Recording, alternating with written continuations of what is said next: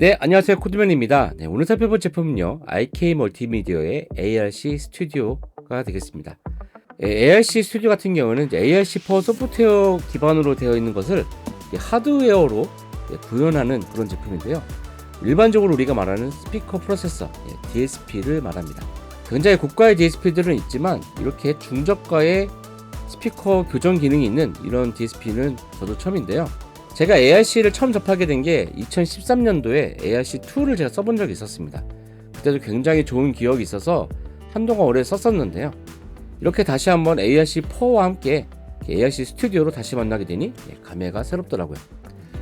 그럼 오늘 한번 외형을 살펴보고 그 다음에 스펙과 기능들, 제가 여러가지 비교한 것들이 있는데요. 그것들 한번 보면서 오늘 이 제품에 대해서 알아보도록 하겠습니다. 이 제품 같은 경우 구성품이 본품과 그리고 측정 마이크, 그리고 아답터와 USB 케이블로 되어 있고요. 그 다음에 ARC4 소프트웨어도 같이 포함이 되어 있습니다. ARC4 소프트웨어 같은 경우에는 이제 소프트웨어를 이용해서도 스피커를 교정을 해서 쓸 수가 있는데요. DAW의 마스터 단위 인서트를 하거나 아니면은 소녹스의 리스너버 같은 그런 VST 호스트 프로그램에 걸어서 사용할 수가 있습니다. 많은 분들이 아시겠지만 여러 가지 불편한 점들이 있습니다. 믹스다운 할 때는 뭐 빼야 된다든지 아니면은 컴퓨터의 리소스 잡아먹기 때문에 컴퓨터가 느려진다든지 여러 가지 요인들 때문에 사용하기 조금 애매한 경우들이 많은데요. 이 제품 같은 경우는 그런 불안함을 말끔히 해소해주는 그런 제품이라고 보시면 되겠습니다. 자, 그럼 한번 외형부터 살펴보도록 하겠습니다. 네, 금속 재질의 하우징을 갖고 있고요. 아마 윗면은 알루미늄인 것 같습니다. 그리고 전면부에는 파워 LED와 시그널 LED, 그리고 이쪽에 코렉션 버튼, 이걸로 바이패스를 할 수 있는 그런 버튼이 있고요. 후면을 보시면 XLR 밸런스드 입력이 2개와 그 다음에 밸런스드 아웃 XLR 아웃이 2개가 있습니다. USB 단자가 있고요. 그 다음에 DC인 단자가 있습니다.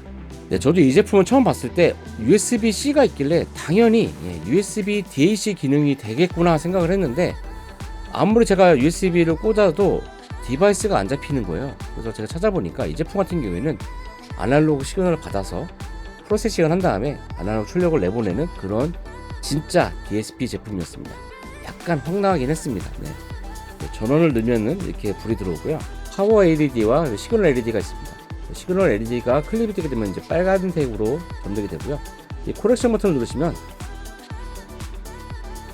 안에서 스위치가 떨어지는 듯한 소리를 들으실 수 있습니다. 이 버튼을 누를 경우 단순히 제가 느끼기로는 프로세싱이 바이패스 된다기보다는 시그널 자체를 아예 우회시키는 것 같은 그런 느낌이 들었습니다.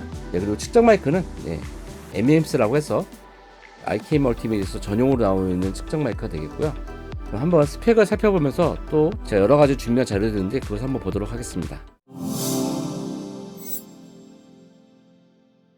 ADDA 컨버터는 AKM사의 벨벳 사운드 제품을 사용했습니다. AD 컨버터는 AK5572EN이라는 제품을 사용했고요.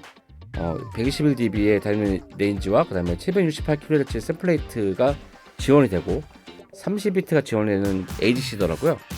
DA 컨버터 같은 경우도 찾아봤더니 AK4493SEQ라는 제품이고 123dB 타임 레인지와 그 다음에 768kHz 샘플레이트 그리고 30비트가 지원되는 프리미엄 DAC라고 되어 있습니다. 굉장히 좋은 제품이 들어간 것 같고요. 오디오 컨버전 앤 인터널 프로세싱 샘플레이트는 96kHz로 다 처리가 되고 있습니다. 그리고 오디오 컨버전 비트 같은 경우 24비트를 사용하고요. 그러니까 ADDA 컨버팅은 2496이라고 보시면 되겠습니다. 인터널 프로세싱 레졸루션은 30비트 플러스로 되어 있어서 이 부분도 제가 나중에 또 설명드릴 텐데 30비트 플러스인 것도 굉장히 좋은 장점인 것 같습니다. 그리고 프리퀀시 리스폰스는 2Hz에서 45kHz로 굉장히 넓은 음역대를 들려주고요. 96K니까 그렇겠죠. 그리고 다이멘지는 120dB A웨이트인 걸로 확인이 되고요. 그다음에 THD는 0.00035%로 굉장히 낮습니다. 그리고 THD 플러스 N 같은 경우도 107dB, 그다음에 채널 크로스톡 같은 경우에도 마이너스 122.5dB로 굉장히 좌우분리도가 높은 것을 아실 수가 있고요. 유상의 편차도 21Hz에서 7도, 그 다음에 21kHz 16도 정도로 그 정도의 편차를 보이고 있습니다. 인풋 임피던스는 20kΩ과 아웃풋 임피던스는 50Ω이고요. 맥시멈 아웃풋은 17dBU인데 입력 수치값이 없더라고요. 그래서 제가 한번 간단한 실험을 추정을 해봤는데요. 17dBU일 때 0에 가깝게 딱 멈춰 있고, 그다음에 18dBU일 때 바로 LED가 들어오더라고요. 그래서 이 제품이 혹시 플러스 17dBU가 아닌가 라는 생각을 했습니다. 그 위쪽으로도 있긴 한데 5dB나 남겨놓고 피크 LED가 들어올 것 같지는 않거든요. 그래서 플러스 17dBU가 최대 입력인 것 같습니다. 오인패나 DAC 후단에 바로 물리는 제품이기 때문에 AD/DA 컨버터를 굉장히 신경 쓴 모습입니다. 레이턴시를 빼먹을 수 없죠. 내추럴 페이즈일 경우 1.4ms 굉장히 낮은 수치입니다. 그 다음에 리니어 페이즈 모델 때는 42ms의 레이턴시가 발생하게 됩니다. 그리고 파워는 USB-C가 있긴 하지만 버스 파워가 아닌 아답터가 필요하고요. 크기는 이 정도가 되겠고요. 구성품은 이렇게 들어있습니다. 이 제품은 측정하는 방법이 굉장히 간단합니다. 8분에서 9분 정도면 다 측정이 되는데요. 그것도 약간 어드밴스드 모드로 해서 3개의 레이어를 전부 다 사용했을 때 그렇고요. 간단하게 측정할 경우에는 7포인트를 레이어 하나로만 측정을 하시면 됩니다. 그 다음에 제가 했던 방법은 이제 3레이어 방식인데 3레이어가 어떻게 구성이 되냐면 귀높이를 레이어 2라고 하고요. 그보다 15cm 아래에 있는 거를 레이어 1, 15cm 위를 레이어 3로 해서 이런 식으로 해서 레이어를 나눠서 측정을 하더라고요. 측정을 할 때는 총 7군데를 측정을 하게 되는데요. 총 5개의 측정 방법이 있습니다. 사용하고자 하는 방법에 따라서 나눌 수가 있는데요. 저 같은 경우에는 이런 방법으로 해서 측정을 했고요. 만약에 아주 좁은 책상이라든지 아니면 줄이 같이 있는다든지 아니면 뒤쪽에 누군가 같이 드러낼 사람이 있는다든지 아니면은 극장 같은 이런 게 다 좌석이 많은 경우라고 한다면 거기에 따라서 측정을 해서 또 프로파일을 저장해 놓으면 되겠습니다. 제가 ARC를 통해서 측정한 값입니다. 측정한 그래프가 녹색이고요. 그 다음에 계산을 해서 ARC가 이렇게 될 것이다 라고 해서 그래프를 만들어 준 것이 이 주황색 그래프가 되겠습니다. 굉장히 일을 잘하는 것 같습니다. 근데 보시면 이런 부분들은 완벽하게 다 보상을 하진 않았어요. 이런 부분들이 이 소프트웨어가 이 부분은 부스트해서 될 게 아니다 라는 생각을 갖고 이 부분을 이렇게 보정을 하지 않은 게 아닌가 하는 생각을 합니다. 저도 측정을 하지만 모든 딥을 다 EQ로 살리는 것이 결코 좋은 결과가 나올 수가 없거든요. 그 부분은 다른 간섭에 의해서 캔슬되는 부분이라면 그 부분은 EQ로 보상을 해도 보정이 제대로 되지 않거든요. 이 소프트웨어가 실질적인 결과가 아닌데도 불구하고 이렇게 소프트웨어적인 결과로도 이 부분을 이렇게 했다는 얘기는 알고리즘이 굉장히 현실적인 알고리즘이 아닌가 하는 생각을 했습니다. 그래서 재미있는 실험을 한번 해볼까 해가지고 제가 해봤는데요. 이 ARC 스튜디오로 교정되어 있는 값을 넣어놓은 다음에 다시 한번 ARC 측정 프로그램으로 측정을 다시 한번 해봤습니다. 그러니까 어떻게 보면은 셀프 자가 점검이라고 할까요? 자가 검증 한번 해봤는데 한번 보시죠. 이 녹색 그래프가 어떻게 보면 실질적으로는 ARC가 다시 재측정했을 때의 그래프입니다. 이 100Hz 이하 같은 경우는 약간 원래 예상했던 것보다는 이런 부분들이 좀 더 부스트된 걸로 측정이 됐죠.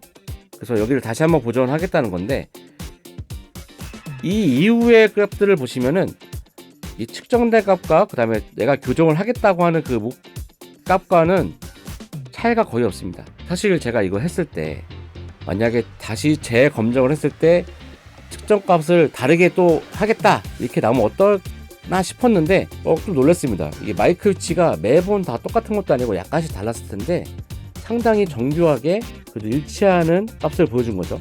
내가 이 그래프를 내가 보정을 받은 거지만 내가 다시 보정을 한다 해도 이 정도를 하겠다라고 하는 것이죠. 참 신기했습니다. 그러면은 또 이거를 그냥 여기서 끝나기 좀 아쉽잖아요. 그래서 제가 소나웍스의 사운드 아이디로 한번 이걸 검증을 해보면 어떨까 하는 약간 재미나 발상을 해봤는데요. 어떻게 보면 둘이 경쟁사잖아요. 그래서 한번 타사 제품이 이 ARC 스튜디오를 검증하면 어떤 결과가 나올까 궁금해서 한번 해봤습니다. 네, 이 ARC4 메저먼트 이 그래프가 아까 보셨던 그 실질적으로 측정이 됐던 값을 말하고요. 그 다음에 이 보라색 그래프가 이 사운드 아이디가 측정한 값입니다. 교정하기 전 측정 값이 나는 이렇게 측정이 되는데 ARC4는 이렇게 측정을 했는데 사운드 아이디는 저음에서 굉장히 낮게 측정이 됐습니다. 나머지 부분들은 그래도 비슷하게 얼추 측정이 된 걸 보실 수가 있어요. 근데 하나 약간 이해가 안 되는 게 이 고음역대였습니다. 여기 한 플러스 12dB 차이가 나는데 사실 이게 말이 안 되거든요. 청감상을 들었을 때도 말이 안 되고 뭔가 이상하다라는 생각을 했습니다. 근데 제가 문득 든 생각이, 제가 측정을 할 때 이 IK 멀티미디어사의 마이크를 가지고 측정을 했는데 ARC 소프트웨어에서는 이 마이크를 선택을 했으니까 당연히 교정 파일이 이 마이크에 최적화되어 있을 거라 생각이 들더라고요. 그래서 다시 한번 제대로 한번 측정을 한번 해봤습니다. 제가 갖고 있는 이 iSemcon EMX7150이라는 측정 마이크하고 한번 비교를 해봤는데요. iSemcon 측정 마이크로 했을 경우는 거의 뭐 ARC랑 이 저음 빼고는 거의 다 비슷한 모습을 보이다가 여기서 확 차이가 나죠. ARC 마이크가 좀 더 고음이 강조되게 약간 돼 있는 것 같더라고요. 그래서 제가 문득 든 생각은 이 측정 마이크로 다른 소프트웨어를 이용해서 측정하는 건 조금 어려움이 있겠다. ARC에서 이거를 자기네 딱 맞게끔 자기네만 쓸 수 있게끔 아마 이게 아예 일부러 이렇게 해놓은 게 아닌가 하는 생각이 들 정도로 이렇게 고음역대 차이가 나기 때문에 그 점은 좀 참고해서 사용하셔야 될 것 같습니다. 자, 그래서 다시 한번 이 측정 마이크를 이용해서 한번 측정을 다시 한번 해봤습니다. 그래서 다시 한번 이 마이크를 갖고 측정을 하는데 이번에는 제가 사용하는 스마트라는 프로그램이 있습니다. 제가 스피커 리뷰를 할 때 많이 보여드리는 소프트웨어가 있는데 그 소프트웨어를 가지고 ARC에서 사용하는 그 레이어 3개와 7개 포지션 위치를 거의 비슷하게 해서 한번 측정을 해봤습니다. 그래서 ARC 같은 경우는 이 ARC 측정 마이크를 갖고 했고, 그 다음에 사운드 아이디와 스마트 같은 경우는 이 EMX7150 iSemcon 측정 마이크를 이용해서 측정 그래프를 제가 한번 살짝 겹쳐놨거든요. 한번 보도록 하겠습니다. 네, 여기 빨간 그래프가 이제 제가 측정한 매뉴얼, 수동으로 한 그래프고요. 그 다음에 이 녹색은 ARC4, 그 다음에 보라색이 사운드 아이디입니다. 그래서 제가 측정한 그래프하고 거의 이 매뉴얼로 측정한 그래프하고 거의 비슷한, 약간 편차는 있긴 하겠지만 거의 비슷한 굴곡의 그래프를 보여주고 있어요. 물론 여기 저음 같은 경우는 좀 차이가 납니다. 해보면 사운드가 아이디가 굉장히 저음에 보수적이고요. 그 다음에 ARC의 이 정도, 제가 쓰는 스마트 프로그램 같은 경우에는 저음을 굉장히 크게 잡더라고요. 이런 부분은 약간 차이가 있는데, 이 저음 같은 경우는 측정할 때 워낙 파장이 길기 때문에 사운드 아이디나 ARC 같은 경우는 굉장히 짧은 스윕으로만 측정을 합니다. 저는 이제 스마트로 할 때는 이제 지속되는 핑크 노이즈를 갖고 하기 때문에 그런 부분에 있어서 차이가 날 수 있긴 합니다. 이 저음 역대 같은 경우는 사실 컨트롤하기 쉽지 않기 때문에 매번 측정을 다시 한다고 하면 아마 다른 값이 나올 가능성이 굉장히 높습니다. 하지만 이렇게 저음부터 고음 역대까지 거의 비슷한 패턴을 보이는 거 봐서는 두 소프트웨어 전부 다 나름 자기네 알고리즘으로 잘 측정을 하고 교정을 하고 있는 것 같고요. 다만 저음에 있어서는 약간 이해도가 좀 다른 것 같긴 합니다. ARC4 같은 경우에는 다양한 이런 프로파일들을 갖고 있습니다. 여러 가지 경우 수를 대비해서 뭐 TV로 들어본다든지 스마트폰으로 들어본다든지 아니면 다른 스피커로 듣는 듯한 그런 효과를 주는 기능들이 많이 들어가 있고요.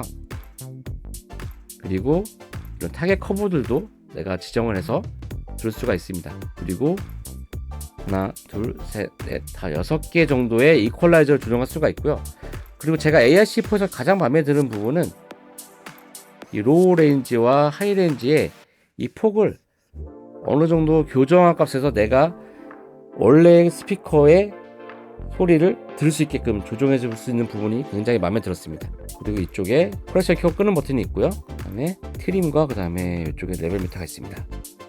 그리고 ARC 스토어 같은 경우는 스토어를 눌러야 기계에 저장이 되고 스탠드 언론으로 작동을 합니다. 리니어 페이지 모드가 있는데요. 리니어 페이지 모드 같은 경우에는 위상까지 보정을 해주는 기능인데, 다만 저역에 대해서는 조금 더 보정이 안 되는 듯한 느낌이 들더라고요. 그리고 42ms의 레이턴시가 많이 발생하기 때문에 아주 특별한 경우가 아니면 그냥 내추럴 페이지 모드로 사용하셔도 좋고요. 저같이 KH165 같은 경우는 아주 리니어 페이지를 갖고 있는 스피커인데, 그런 경우는 더욱더 이런 리니어 페이지 모드는 더욱더 필요 없겠죠. 이렇게 ARC 스튜디오 같은 경우는 하드웨어 타입으로 걸기 때문에 굉장히 편한 부분이 있겠는데, 소프트웨어를 이용했을 때와 가장 큰 차이점이 뭔지 한번 보신다면은, 제가 리스너블을 제가 사용하고 있는데 거기에 ARC를 한번 걸어봤습니다. ARC 걸은 다음에 똑같이 이런 소프트웨어를 사용할 수 있고요. 다만 여기서 보시면은 이 트림에 빨간색으로 되어 있는 것을 보실 수 있죠. 이 그래프가 이 스피커를 보정하느라 레벨을 어느 정도 썼기 때문에 그만큼은 레벨을 낮추는 그런 걸 말합니다. 그래서 실질적으로 스피커의 소리가 조금 줄어들게 돼 있어요. 아마 사운드 아이디를 써보신 분도 알 겁니다. 보정을 한다면은 약간 이렇게 레벨을 줄이게 되어 있는데 ARC 스튜디오 같은 경우에는 그런 게 없습니다. 네, 제가 처음 스펙 때 말씀드렸죠. 내부 프로세싱이 30비트 플로트라고 말했는데 그 플로팅하는 프로세싱으로 인해서 그 부분을 전부 다 상쇄시킨 게 아닌가 하는 생각이 들더라고요. 그래서 레벨을 다 맞춰서 나가기 때문에 스피커 레벨에 변화가 없습니다. 네, 그게 하드웨어를 쓸 때의 장점이라고 보실 수가 있겠습니다. 그 다음에 또 하나 중요한 점이 레이턴시라고 할 수 있는데요. 레이턴시를 제가 아주 적은 버퍼와 가장 큰 버퍼를 했을 때 측정값을 한번 보도록 하겠습니다. 32 버퍼에다가 줬을 때는 31ms의 레이턴시가 생겼고요. 그 다음에 1024 샘플레이트 30 버퍼 줬을 때는 21.4 이것까지 합치면 40ms 정도의 레이턴시가 생기죠. 그리고 여기 같은 경우에는 여기도 한 32ms, 그 다음 여기는 42ms 정도의 레이턴시가 생기로 보실 수가 있어요. 그만큼 소프트웨어를 썼을 때는 이 레이턴시를 줄이기가 쉽지 않고 미디 작업을 하시는 분들이나 그 다음에 포스트 작업, 이렇게 음성을 싱크를 맞춰대는 그런 작업을 하실 때는 레이턴시가 너무 많이 걸리면 좀 어려움이 있거든요. 그런 데 있어서 좀 불편한 점들이 있습니다. 그렇다고 버퍼 사이즈 너무 줄이면은 중간에 소리가 튀거나 하는 경우가 있기 때문에 컴퓨터 사양에 따라서 너무 많이 차이가 난다는 게 좀 문제가 있습니다. 그리고 ARC 스튜디오 같은 경우에는 컴퓨터를 의존하지 않기 때문에 짧은 레이턴시와 그 다음에 안정적인 사운드를 제공을 하고요. 그 다음에 고품질의 ADD 컴퓨터를 썼기 때문에 음질에 대해서 부족함이 없는 그런 제품이 되겠습니다. 이 ARC4의 알고리즘이 굉장히 뛰어난 것을 알 수 있는 점이 자기가 교정해놓은 것을 다시 측정했을 경우에도 내가 손댈 필요가 없겠다 정도까지 나온 걸 보면은 굉장히 알고리즘이 정교한 것이 분명합니다. 제가 일주일 동안 사용해보면서 그동안 내가 무엇을 들었던가 라는 생각이 들 정도로 많은 개선이 이루어지더라고요. 혹시라도 내 방의 스피커를 측정해보고 싶다, 그리고 교정해서 쓰고 싶다 하시는 분들은 소프트웨어로 쓰는 게 좀 꺼려진다고 하시는 분들, 특히나 이런 분들은 ARC 스튜디오 적극 추천하겠습니다. 다만 아쉬운 점이 좀 있습니다. USB DAC 기능이 없는 것과 그 다음에 디지털 입출력이 안 되는 것은 조금 아쉽긴 합니다. 만약에 다음에 이런 제품 또 나온다고 한다면 디지털 인아웃이 있고 그 다음에 USB DAC가 되고 여기에 헤드폰 단자까지 있으면 너무 좋겠고요. 그 다음에 좀 더 큰 제품 만든다고 한다면 두 개의 스피커를 파일값을 전부 다 넣어놓고 모니터 셀렉터까지 할 수 있으면은 완벽한 그런 모니터 컨트롤러 겸 스피커 프로세서가 되지 않을까 하는 생각을 해보면서 오늘 영상 이렇게 마무리하도록 하겠습니다. 오늘 영상이 도움이 되셨다면 구독과 좋아요 부탁드리고요. 다음에 또 좋은 영상으로 찾아뵙도록 하겠습니다. 안녕.